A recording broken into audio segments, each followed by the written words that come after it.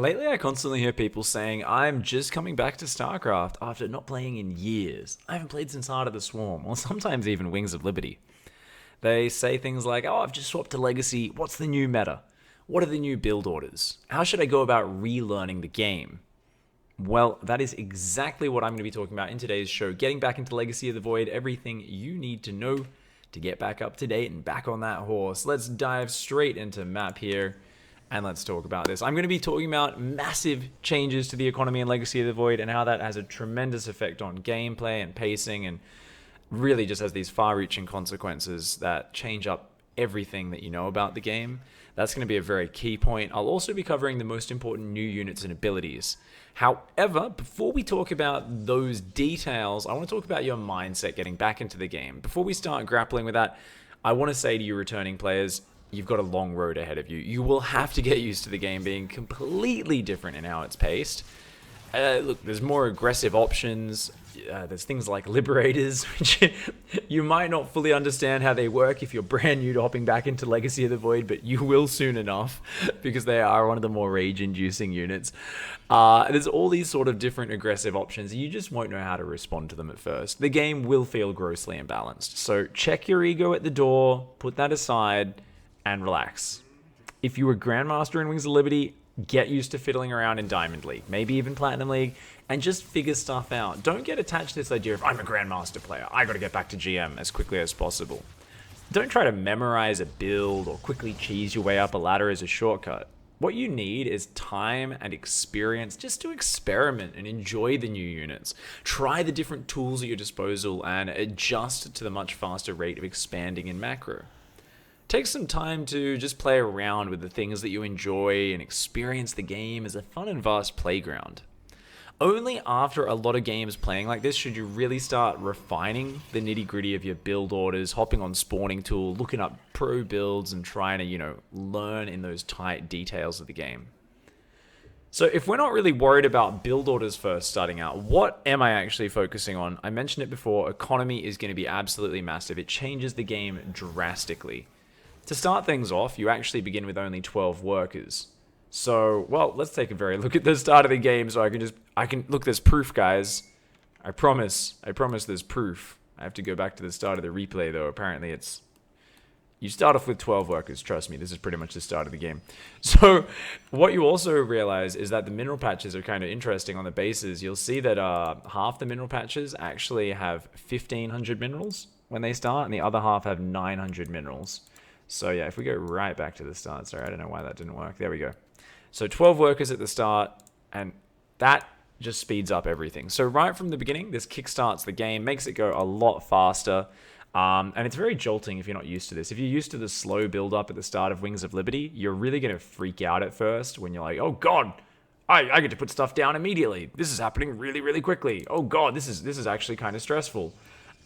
So you need to really kind of have a clear idea of what you're doing from early on in the game. You don't get as much time just kind of idly sitting about for the first 3 or 4 minutes where you get to choose your build order. You need to start having a pretty clear idea of at least where you're beginning early on. And as I said before, the mineral patches are a little bit interesting. You have heavy and light mineral patches. You'll notice there's a big difference between these two mineral patches. Half start on 1,500 minerals, half start on 900 minerals. And what that means is half of your bases will mine out very quickly. Now, this functions to punish players who do not expand. There's a big problem in StarCraft 2, in Heart of the Swarm and Wings of Liberty, with players just turtling up and sitting there. But now you're going to find players are forced to expand at a much faster rate as those bases mine out. Back in Wings of Liberty and Heart of the Swarm, you could often get up to 66 workers.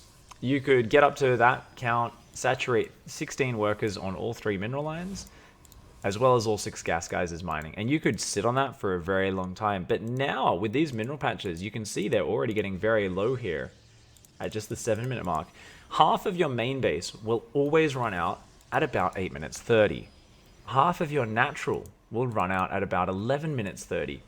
And all those workers that were mining there, assuming you have full 3-base saturation, as we see in this game, 67 workers, suddenly these mineral patches are starting to run out. These workers aren't going to have anywhere to mine from in the next few moments.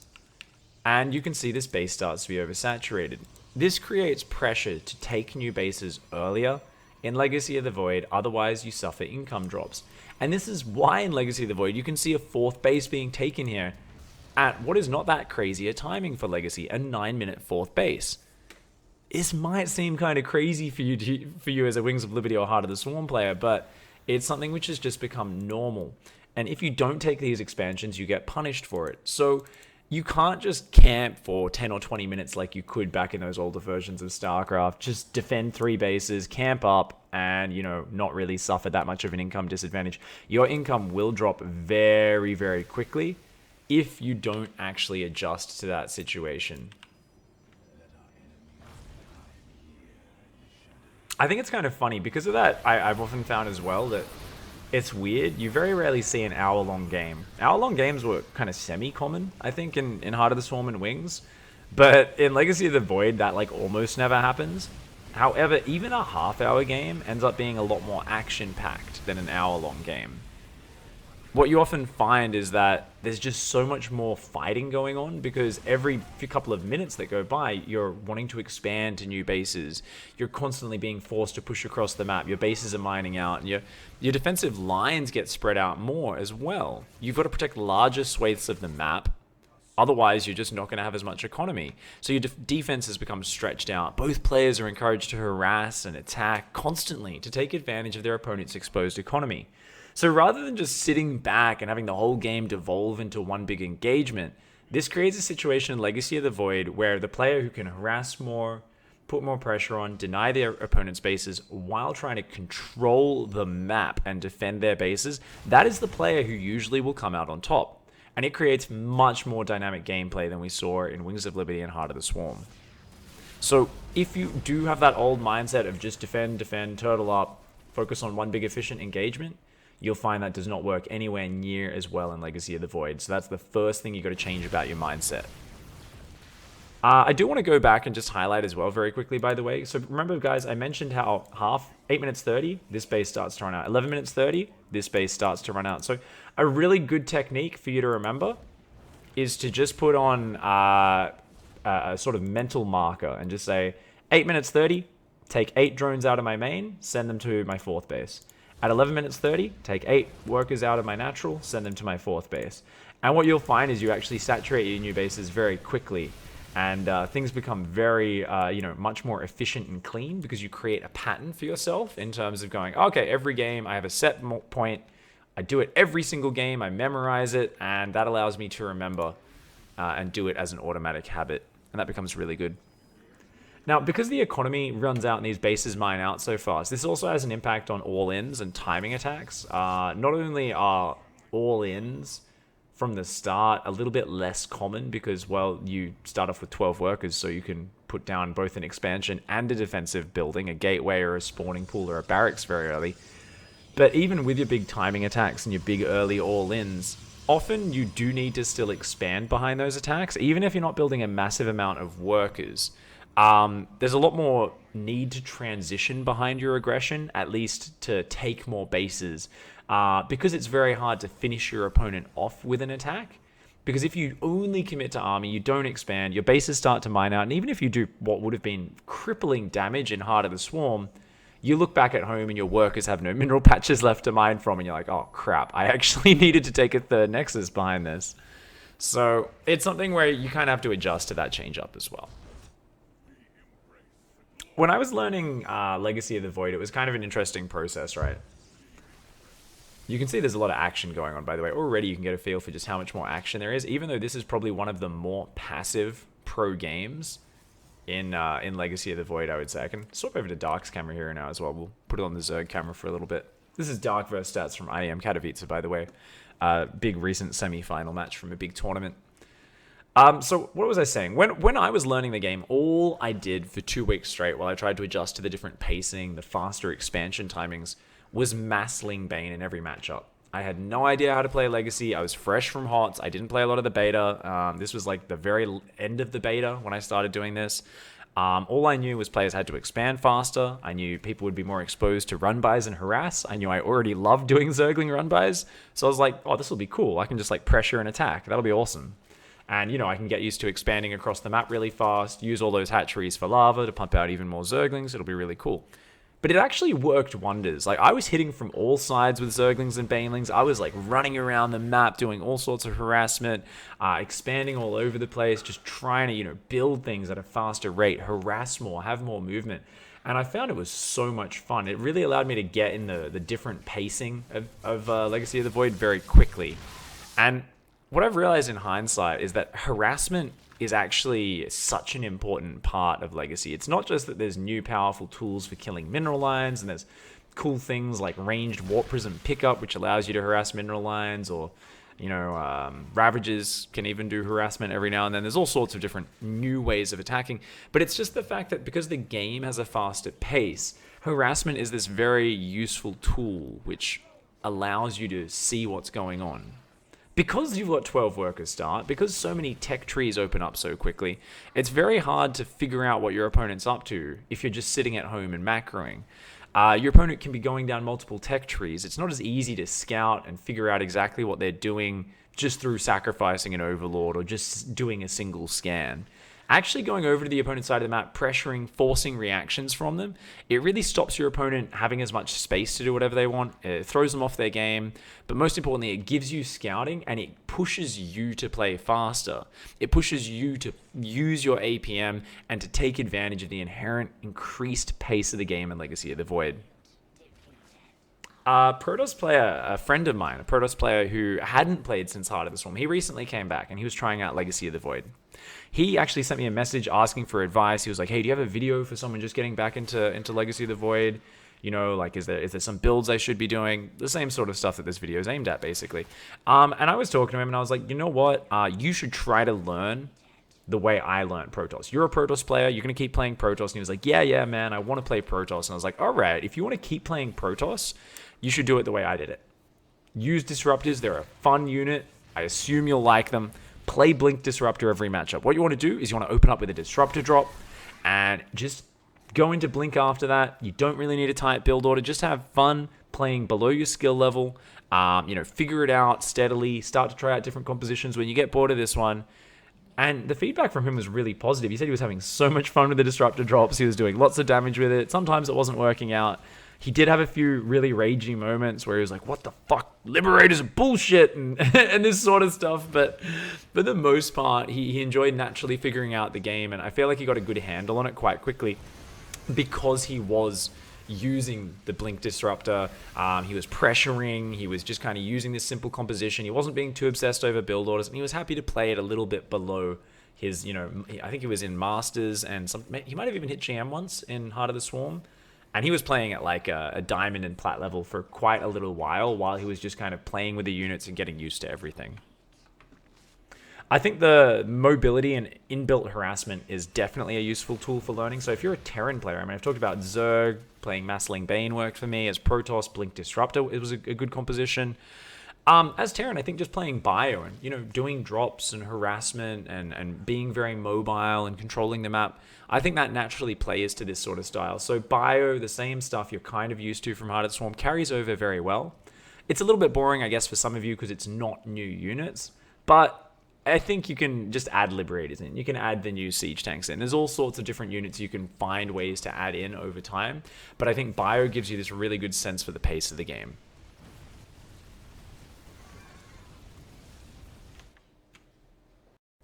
So we'll hop out of game now, and guys, my last point is going to be to highlight some of the new units. I've got a few more points, I guess, but my last main point here about the changes in Legacy is, let's look at some of the new units. So I'm going to play a few stream highlights, and we're just going to talk through a couple of these changes while we watch them. I didn't want to go over every single unit change or anything like that, because it would take hours, and I'm sure you're all going to have questions. How to deal with Liberators in this scenario, we'll talk about all that in just a moment. For now, let's take a look at a few of the units in action from a few of these highlights off my stream. So here we're going to see a giant Disruptor shot. Just watch that big orange ball and watch me actively micro it onto the Terran units. That's a Disruptor. I'm sure you guys have seen Disruptors already if you're hopping into Legacy.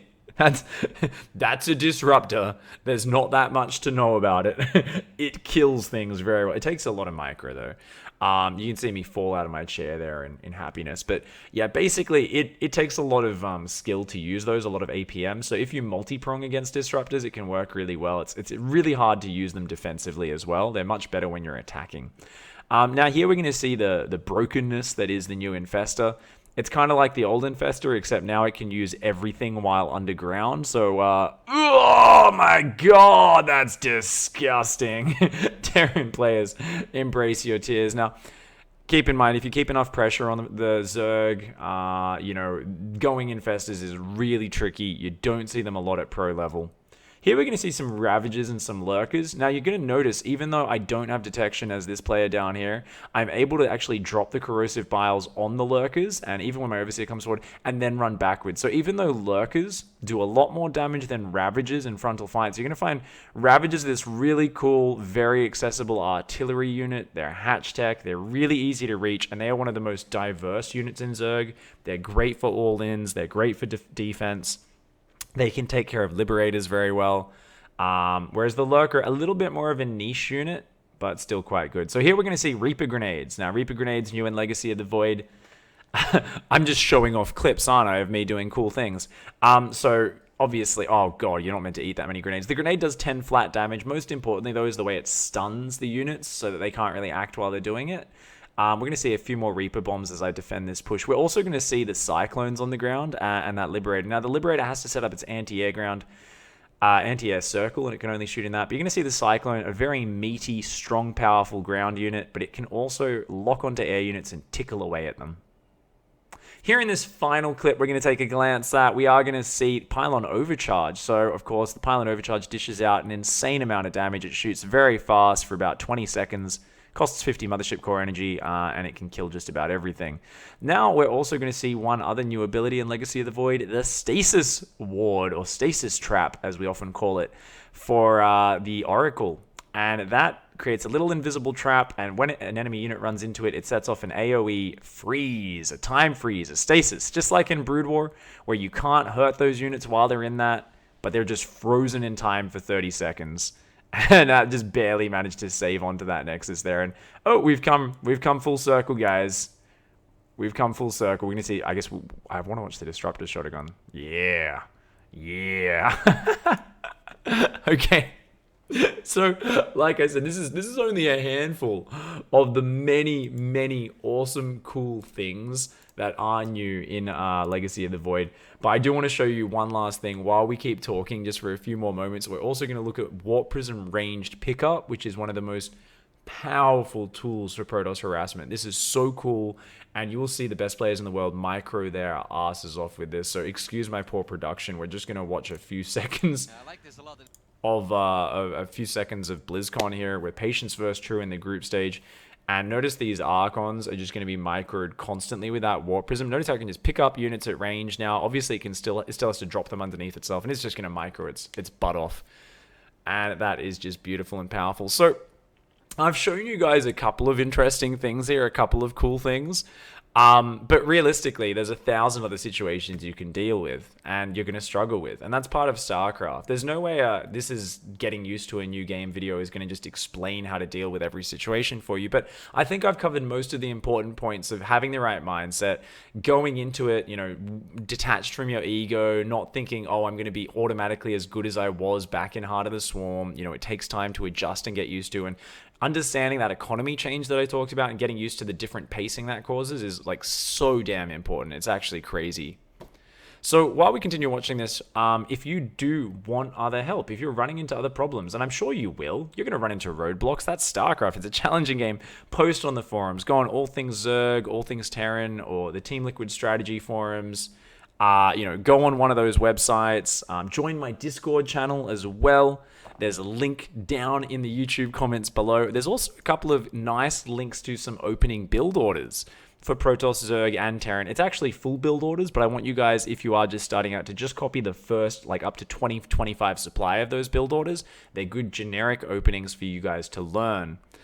There's also a couple of videos I'll link with some mechanics, including the new control group stealing mechanic, which is so useful in Legacy of the Void. It's one of the coolest things that allows you to actually, whenever you control group units, it allows you to also take them away from other control groups, so you can split up your control groups really easily and effectively.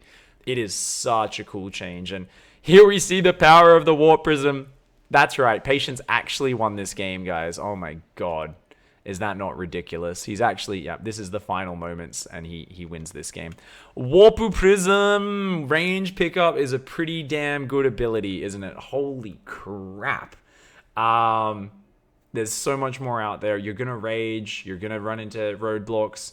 Have a good time, guys. Hopefully this video helps get you on the right track to enjoying the game and just naturally figuring out the very different, much more chaotic pace of the game. So the one final saying I will leave you with before you go, the one secret to enjoying Legacy of the Void is embrace the chaos, accept the fact that it's a fast-paced game, that things will be won or lost for you in an instant. And when you embrace that, and especially once you start mixing pressure in yourself and putting pressure on your opponent, you find the game feels a lot more fair. If you try to play the turtley styles that you played in Wings of Liberty and Heart of the Swarm, it will not play well for you in Legacy of the Void. You can still macro, but you've got to put pressure on your opponent. So guys, that's going to be all for now. Thank you very much for watching. Please send in replays for this week's ICYFAR topic. Surprise, motherfuckers! You always need to attack in at least 2 places at once. Information is in the YouTube description and the Twitch chat as always. So thank you very much for watching. Don't forget to hug a watermelon, kick a walrus, and of course punch a garden gnome in the gonads. I'll see you guys next time. Goodbye and good night.